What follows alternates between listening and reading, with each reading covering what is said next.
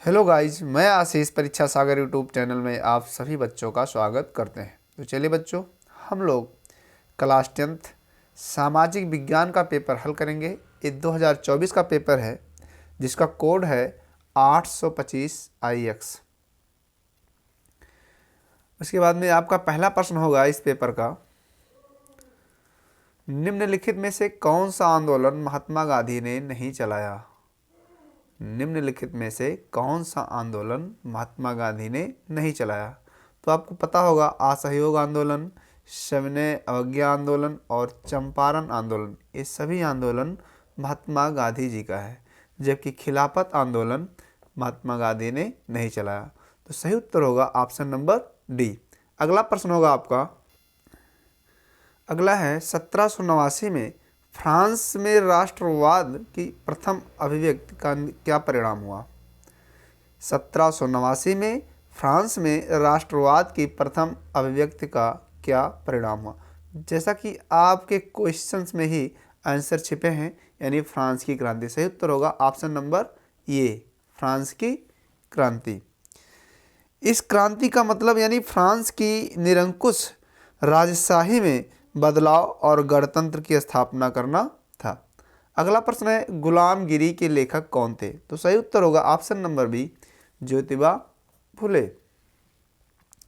यह मौलिक कृति है जो महाराष्ट्र के एक प्रमुख भारतीय सामाजिक कार्यकर्ता, जात विरोधी सुधारक, विचारक और लेखक थे। कौन? ज्योतिबा फुले। और अगला प्रश्न आपका होगा, 1929 की महामंदी का प्रमुख कारण क्या था।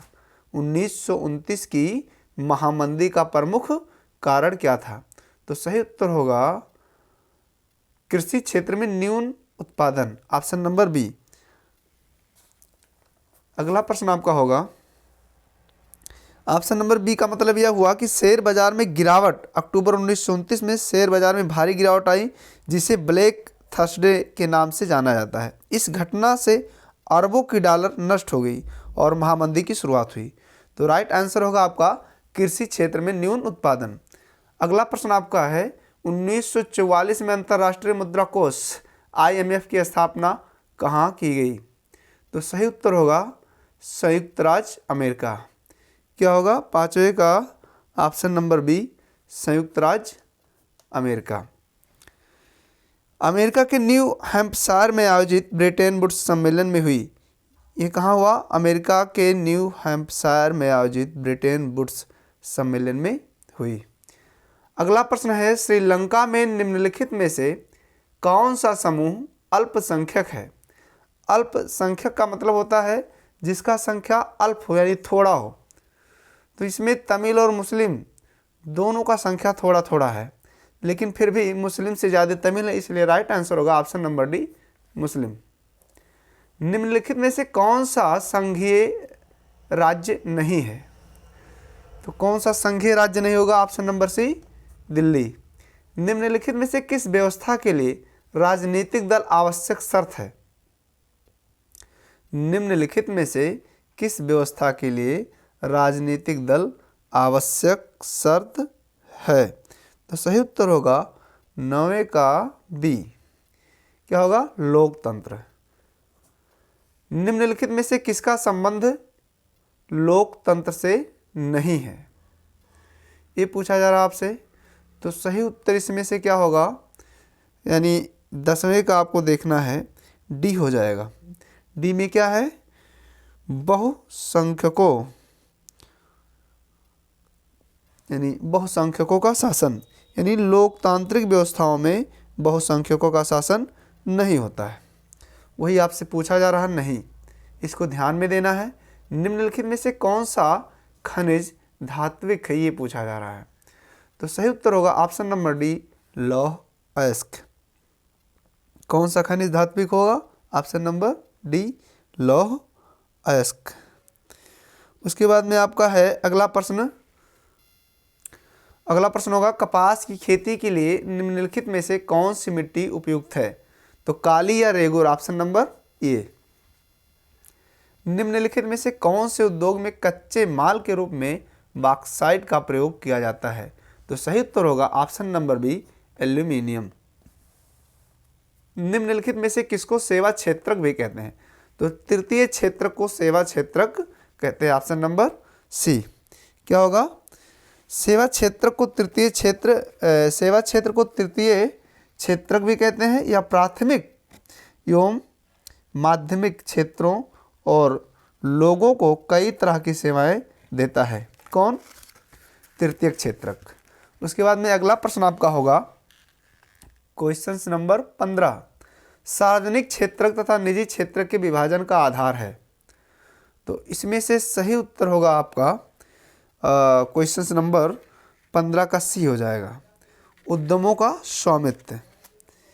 यानी क्या होगा? उद्यमों का स्वामित्व।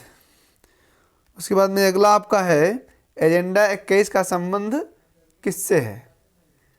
तो ये किससे होगा? सतत पोषणीय विकास से। सही उत्तर होगा ऑप्शन नंबर डी। ठीक, कहने का मतलब यह हुआ एजेंडा 21 1992 में ब्राज़ील के रियो डी जेनेरियो में आयोजित पर्यावरण और विकास पर संयुक्त सम्मेलन, इस सम्मेलन को रियो शिखर सम्मेलन के नाम से भी जाना जाता है। अगला आपका है क्वेश्चन नंबर 17, उपभोक्ता सुरक्षा अधिनियम कब बना?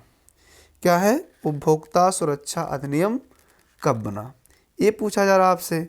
तो सही उत्तर होगा 24 दिसंबर 1986, यानी 24 दिसंबर 1986 को लागू हुआ। तो सही उत्तर होगा ऑप्शन नंबर सी। उसके बाद में है प्रश्न 18, बांग्लादेश के ग्रामीण बैंक की शुरुआत कब हुई थी? पूछा जा रहा आपसे बांग्लादेश के ग्रामीण बैंक की शुरुआत कब हुई थी? तो सही उत्तर क्या होगा इसमें से?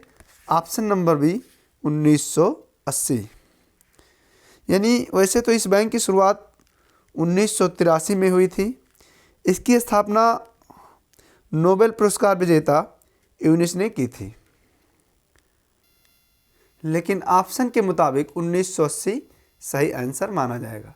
निम्नलिखित में से कौन सा जैव संसाधन है? तो जैव संसाधन क्या है? मत्स्य पालन उद्योग। जैव संसाधन क्या होता है?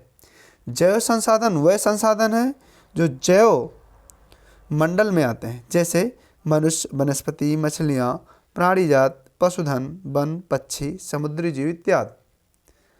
और लास्ट प्रश्न आपका है निम्नलिखित में से किस देश का मानव विकास सूचकांक सर्वोच्च है?